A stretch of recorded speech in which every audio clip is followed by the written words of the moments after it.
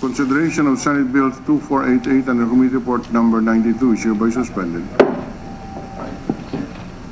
With the consent of the Senate, I move that we resume consideration of House Bill number 3917 under Committee Report number 72.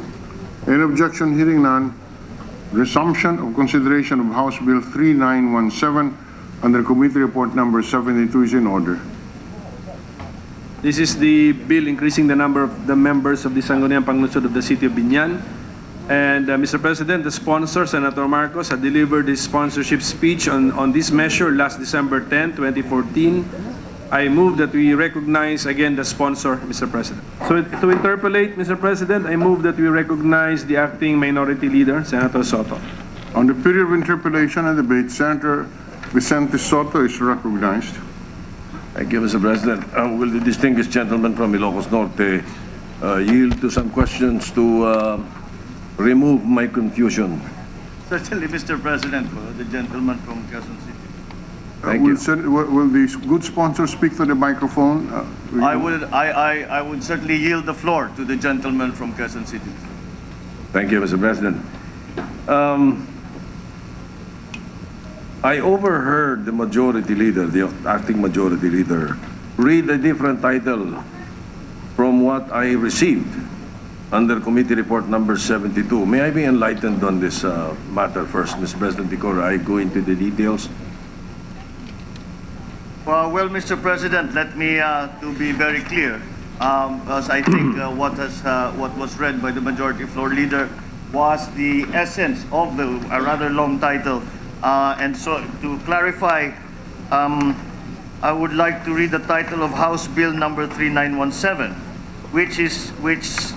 the title of which is an act increasing the number of members of the Sangguniang Panlungsod of the City of Bayan from 10 to 12 and separating it from the first legislative district of the province of Laguna to constitute the lone legislative district of the City of Bayan, amending for the purpose sections 10 and 61 respectively of Republic Act number 9740, otherwise known as the Charter of the City of Bayan. I hope that clarifies the intent of the House bill as it was transmitted to the Senate. All right. As I said, I am a little confused, Mr. President. I thought originally the intention of the bill was to add additional members to the Sangguniang Panlungsod from 10 to 12. So presently,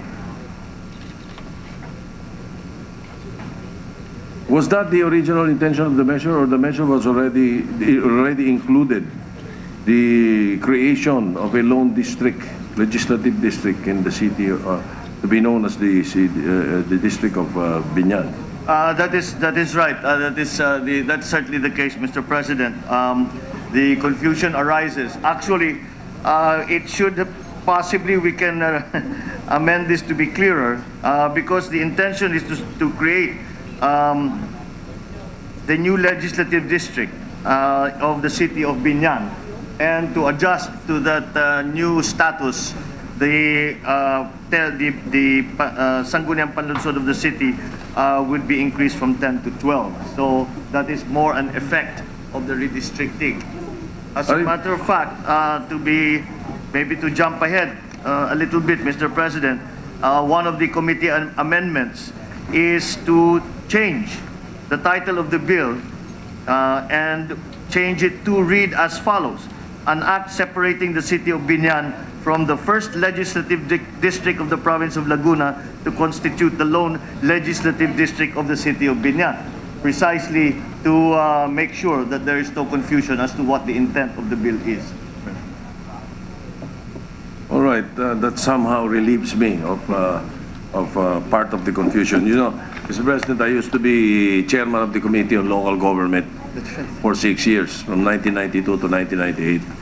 And one of the measures that I sponsored was the additional members of the Sangguniang for the city of Calbayog. That was it. So reading the original title, wherein you will add additional members.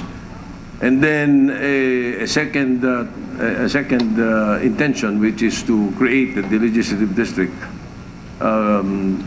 raised an eyebrow. But as the gentleman is putting it, I'd rather address this measure as the creation of a legislative district of Binyan. Yes, Mr. President, that's precisely. The additional members of the Sangguniang should be a second, another topic, Mr. President, if that is the case. Lest we be charged with gerrymandering, which was charged this August body before, during the time of the sponsorship of the cityhood of Makati.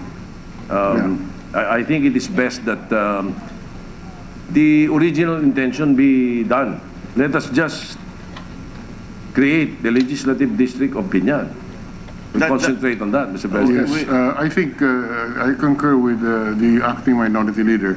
In fact, also the sponsor, as he's already mentioned, has proposed committee amendments, which in effect will just limit the bill to the creation of a congressional district. Because having the second matter, which is the increase in the number of Sangguniang members, could really suffer from an infirmity in the sense that there will be two subjects embraced in the same title.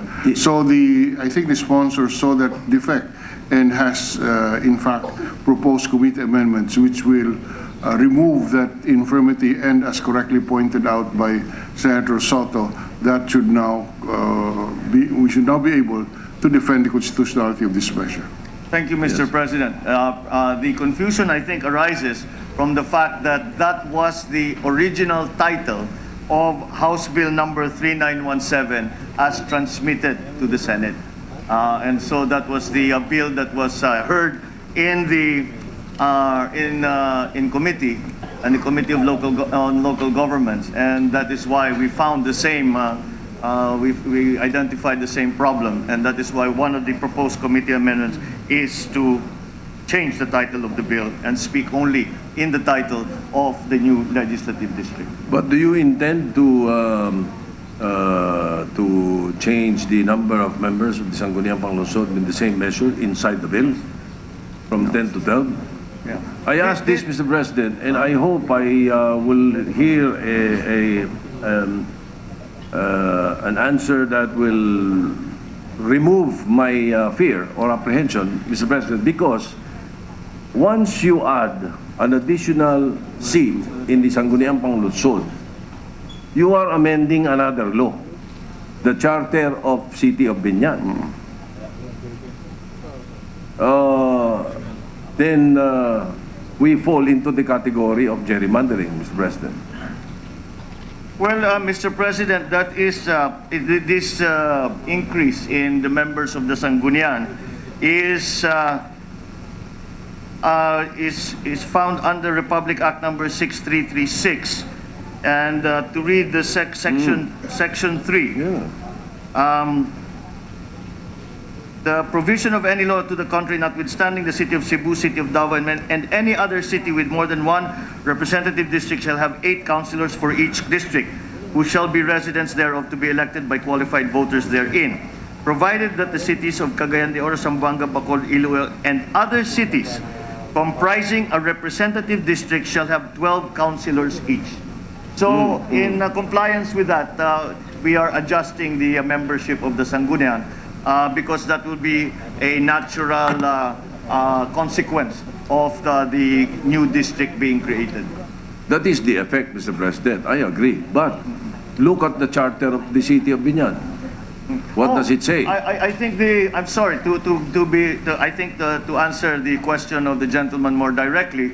Within the version that that I sponsored, we are silent when we talk. We no longer spoke about the increase in the membership of the Sangguniang. That's the impression of the chair. Yeah. All right. That's the impression of the chair. The bill, after the committee amendments are introduced, will no longer contain the increase in the membership of the Sangguniang Panglungsod. In that case, I have no problem with that then, Mr. President. If That you is read the committee amendments, that's in effect what will happen. The body of the bill will be amended so that any referral to the increase in the membership of the Sangguniang Panglungsod will be deleted from the bill.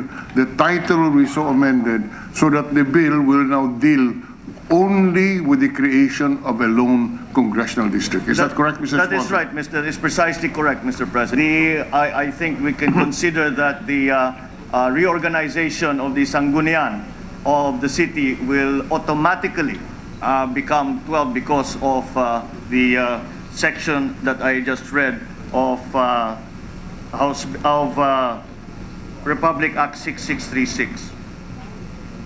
Yes, perhaps that will be the effect, and the city of Binyan. Let the city of Binyan worry about that, Mr. President. Let us concentrate on the measure and the intent of the measure, Mr. President. We fully I do agree. If that is for the record, then I have no problem with that. We fully agree with the observations of the gentleman. All right. And that is why we have, in the proposed amendments that will be, those points will have been taken into account. The subject will solely be about the creation of the lone district, and there is no mention within the final version of the reorganization of the Sangguniang Panlungsod.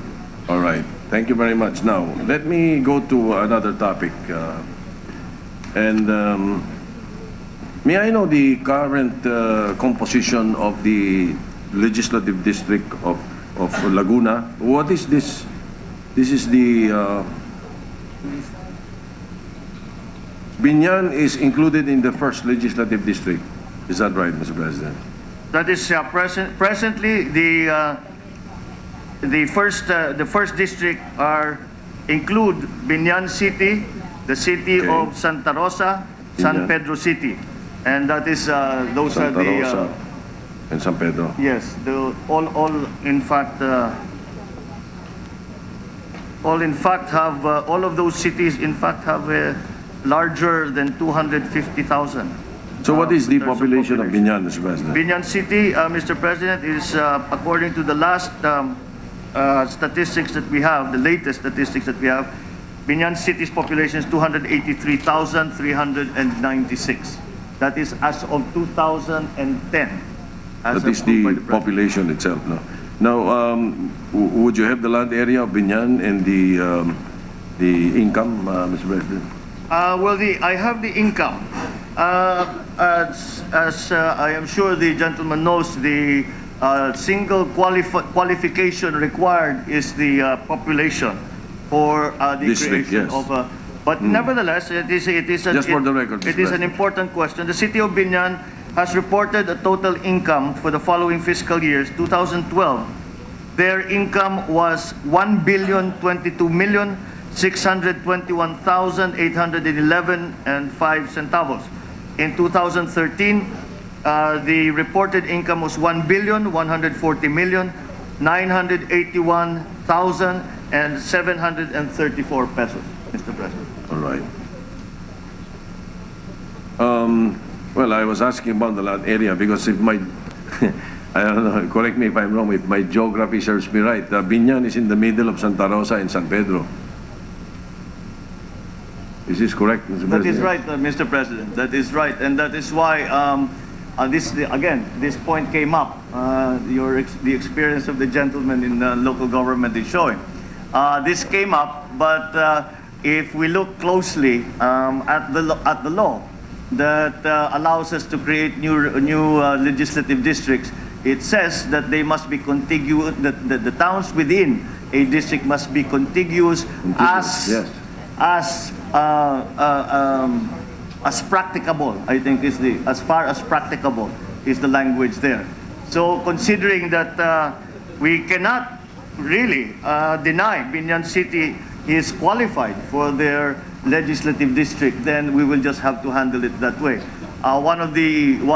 We handle, shall we say, separated towns, like towns that are islands. And perhaps the way to handle this situation would be similar to that. My worry, Mr. President, is that we will be dismembering the first district, and it's smack in the middle. So what happens to Santa Rosa and San Pedro? They are not contiguous, but they are the first district. They are in the same district. I anticipate that one or more of these two, one or both of these cities will eventually also be coming to Congress to create their own legislative districts, because both of them are also qualified. How many districts are there now in Laguna, Mr. President? Laguna. Laguna presently has 4 legislative districts. 4 legislative districts. And the entire population of Laguna, would you have it, Mr. President? I ask, Mr. President, because the Quezon City, we passed in the last Congress the creation of 2 additional districts. Ang ginawa, instead of, and what I'm thinking is that, have they not considered, the sponsors of this measure in the House, have they not considered just redistricting Laguna into 6 districts? Pretty much like Cavite that became 7, instead of, getting one city and making it a district. Well, and they can make it contiguous, Mr. President. I think what happened here is that essentially it was just directed at Binyan. The House bill, as it was transmitted to us, only concerned itself with Binyan and not a redistricting of the entire province. Unlike as we have done in Quezon City, as also we have done in Cavite. Although, so it is directly related only to Binyan. So we did not, they did not look into the possibility of redistricting the entire province, because that, of course, would take a great deal more time, and it'd be much more complicated than the proposal we have before us. What was the position of the sponsors in the House on what happens to Santa Rosa and San Pedro, two separate municipalities or cities that are apart from each other but are members of or are incorporated or compose one legislative district? What did they say, and what did the local officials of the provinces or the cities say? Oh, well, we have certainly been in consultation with all of those that were affected. The congressmen of the first district, the mayors of both towns that are beside Binyan, and none of them have interposed any objection. And furthermore, Mr. President, what has happened here is that Binyan has invoked the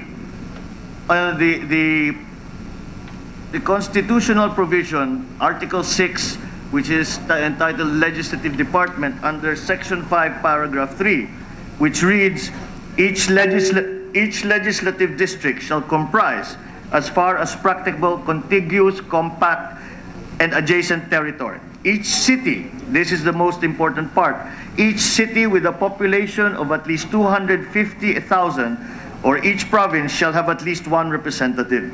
Therefore, by rights, they invoke this provision, and that is what we have been. That is the provision that we are applying to the proposal to create this new district.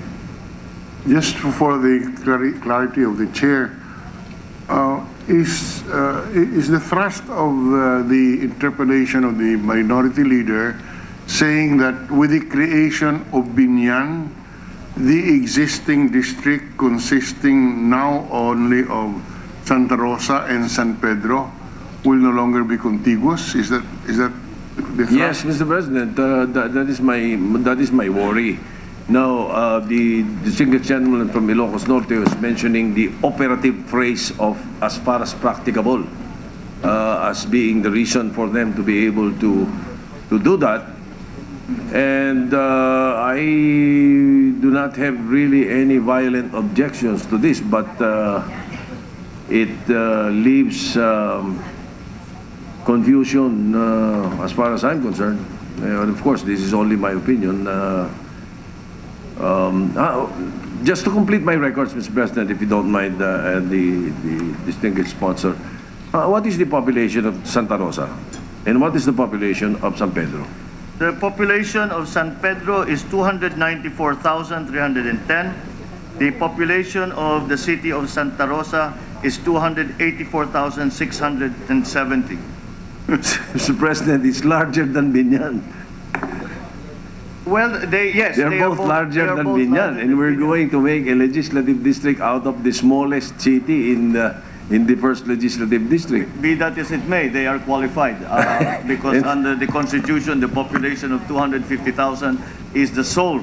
Yes, I requirement. know. And again, we will. I don't think that we should be surprised if in the near future we will see San Pedro and Santa And Rosa yes, at least thinking about also creating a new district. Who's the congressman of the first district of Laguna, Mr. President?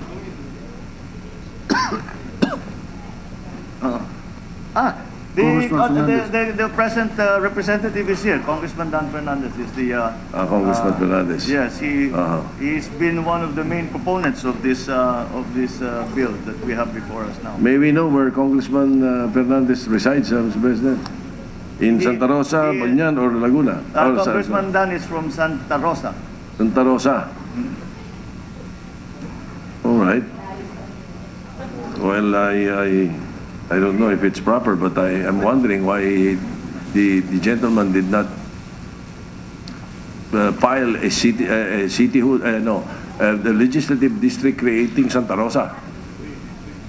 Well, It's more again, qualified than Binyan, Mr. President, as far as... not more qualified. No, not more Equally- qualified. Equally. I stand corrected. Yes, equally qualified, but with a larger population. Mr. President, I was unable to answer the question of the gentleman earlier about the total population of Laguna. And the number that I have been given is 2,669,849. Again, as of 2010.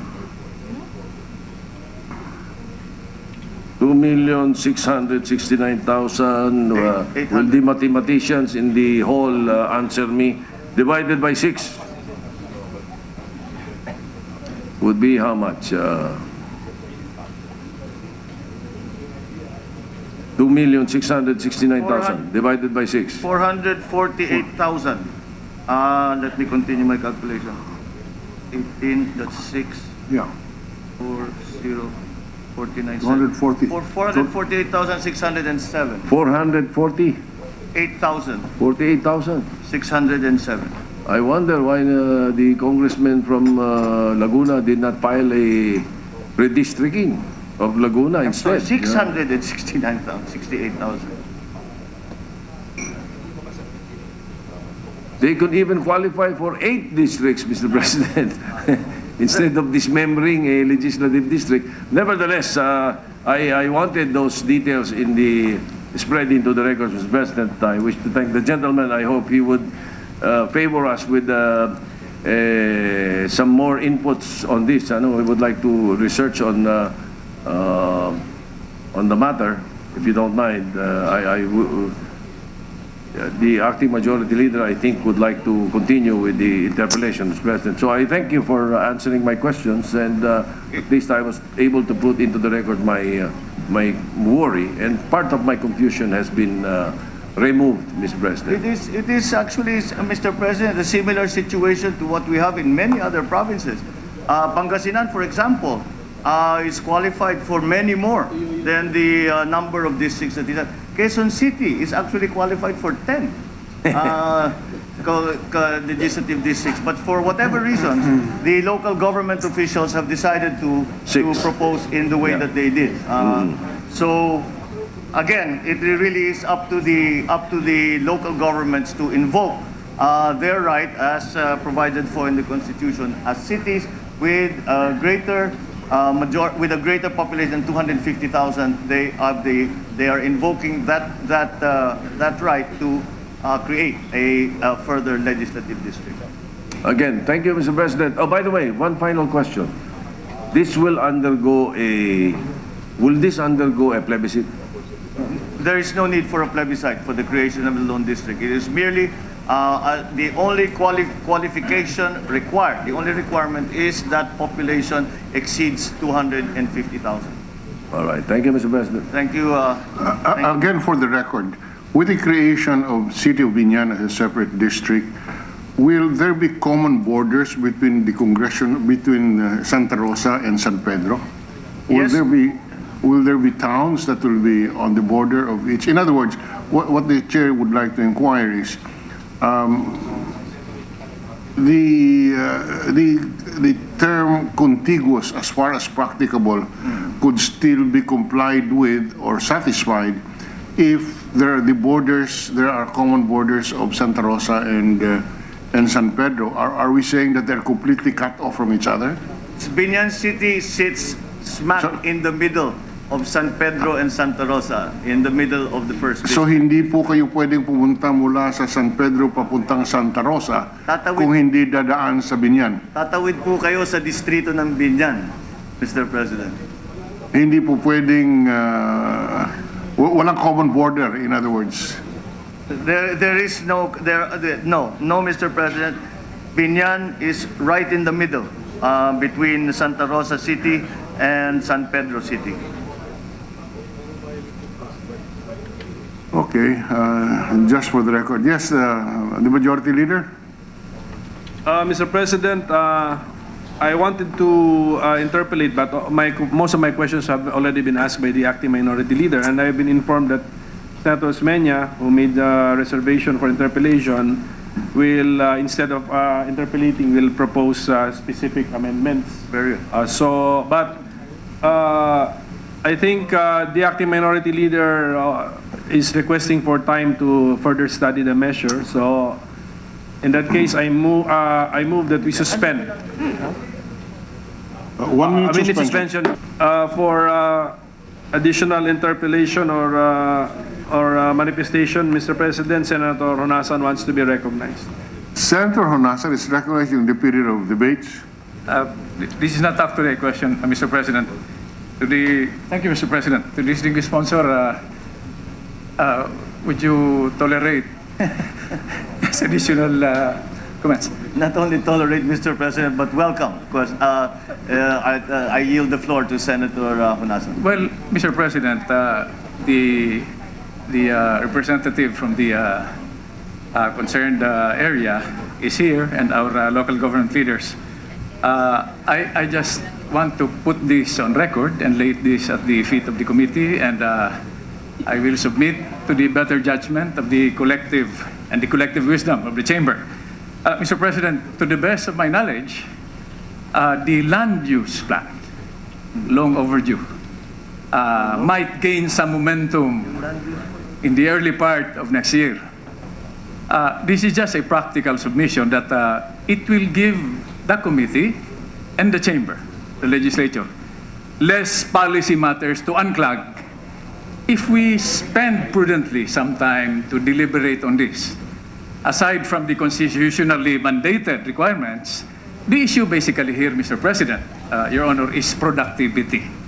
So this is actually a golden opportunity for us to not do this right, but to do this well for future long-term policy purposes. I submit to your better judgment, Mr. President. Thank you, Mr. President. Thank you, Senator Honasan. We will certainly take that observation into account, and perhaps at a later session we could put that in the form of some kind of amendments. I will consult with the senator, and perhaps we can find a way to ease the burden should the land use plan then be finalized to simplify and streamline the delivery of services and the economic activity within all of these towns, within all of these cities. Thank you, Your Honor. And for practical purposes, also to ease the political pain of this measure. Thank you, Mr. President. Thank you, Mr. President. Thank you, Senator. Thank you, Senator Honasan. We have yet, Senator Osmeña had reserved to interpolate, but he has amended that now to simply propose individual amendments. So I do not. So the period for committee amendments could be in order. The if period of the committee amendments, we are ready with the committee amendments, Mr. President.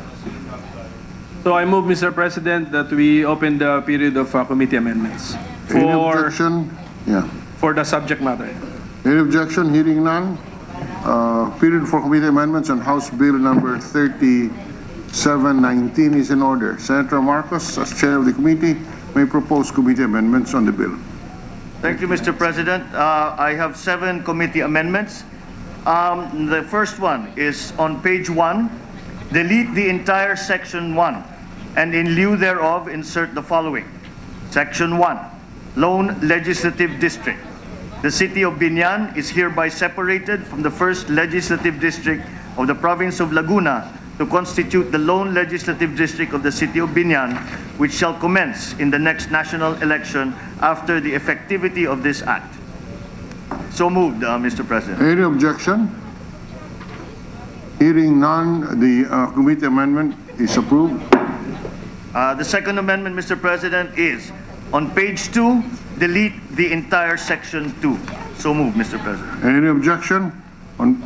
There being none, on page 2, section 2 from lines 4 to 11 is deleted. The subsequent sections are renumbered accordingly. Thank you, Mr. President. The next committee amendment, on the same page, line 14, delete the phrase, the expiration of his term of office, and in lieu thereof, insert the phrase, the new representative of the lone legislative district of the city of Bayan shall have been elected and qualified. So moved, Mr. President. Any objection? Hearing none, approved. On the same page, delete the entire section 4. So moved, Mr. President. Any objection? Hearing none, approved. And the next amendment is to renumber the succeeding sections accordingly. So moved, Mr. Approved. President. On page 3, line 5, delete the phrase any newspaper, and in lieu thereof, insert the phrase at least 2 newspapers. So moved, Mr. President. Any objection? Hearing none, approved. And the last committee amendment we propose is to delete the title of the bill, and in lieu thereof, insert the new title to read as follows. An act separating the city of Bayan from the 1st Legislative District of the province of Laguna to constitute the lone legislative district of the city of Bayan. So moved, Mr. President. Any objection? Hearing none, approved. That is the extent of the committee amendments, Mr. President. Majority Leader. To give us time to go over the clean copy, Mr. President, I move that we suspend consideration of House Bill number 3917 under Committee Report number 72. So the period for committee amendments is terminated. When we resume consideration of this measure, we shall proceed with the individual amendments that could be proposed by the members of the chamber. And for that purpose, the Secretary is directed to prepare a new version of the measure incorporating the committee amendments for purposes of the debates on the individual amendments. There is a motion that we now suspend consideration of the measure. Any objection? Hearing none, so suspended. Thank you, Mr. President.